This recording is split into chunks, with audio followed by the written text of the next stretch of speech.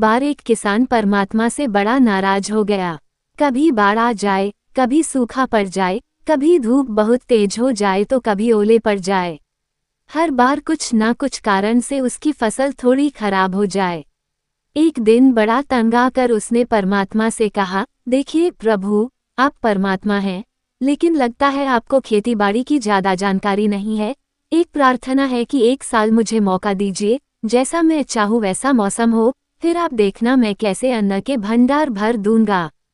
परमात्मा मुस्कुराए और कहा, ठीक है, जैसा तुम कहोगे वैसा ही मौसम दूंगा, मैं दखल नहीं करूंगा।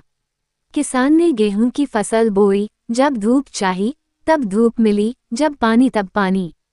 तेज धूप, ओले, बाढ़, आंधी तो उसने आने ही नहीं दी। समय के साथ फसल बढ़ी और किसान की खुशी भी, क्योंकि ऐसी फसल तो आज तक नहीं हुई थी।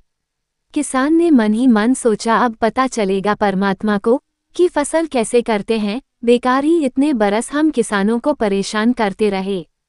फसल काटने का समय भी आया। किसान बड़े गर्व से फसल काटने गया, लेकिन जैसे ही फसल काटने लगा, एकदम से छाती पर हाथ रखकर बैठ गया।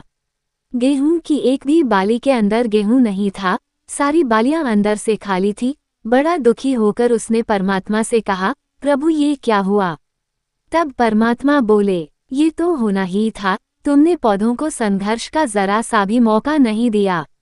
ना तेज धूप में उनको तपने दिया, ना आंधी ओलों से जूझने दिया, उनको किसी प्रकार की चुनौती का एहसास जरा भी नहीं होने दिया।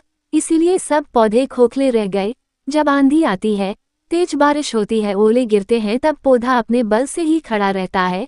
वो अपना अस्तित्व बचाने का संघर्ष करता है और इस संघर्ष से जो बल पैदा होता है वो ही उसे शक्ति देता है, ऊर्जा देता है, उसकी जीवटता को उभारता है। सोने को भी कुंदन बनने के लिए आग में तपने, हथौड़ी से पिटने, गलने जैसी चुनौतियों से गुजरना पड़ता है, तभी उसकी स्वर्णिम आभा उभरती है, उसे अनमोल बनाती है।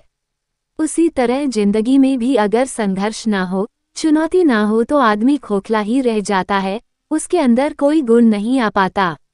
ये चुनौतियां ही हैं जो आदमी रूपी तलवार को धार देती हैं, उसे सशक्त और प्रखर बनाती हैं। अगर प्रतिभाशाली बनना है तो चुनौतियां तो स्वीकार करनी ही पड़ेंगी, अन्यथा हम खोखले ही रह जाएंगे।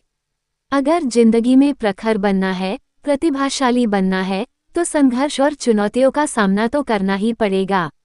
विस्मयादिबोधक चिन्ह। ये कहानी अंतिम तक देखने के लिए आपको धन्यवाद। अगर यह कहानी आपको अच्छी लगी तो इस चैनल को लाइक, सब्सक्राइब एवं शेयर करें। यदि यह वीडियो फेसबुक पेज पर देख रहे हैं तो पेज को भी फॉलो करें। मिलते हैं ऐसे ही रोचकदार प्रेरणादायक कहानियों के साथ अगले वीडियो में। प्लीज़ लाइक, सब्सक्राइब और शेयर।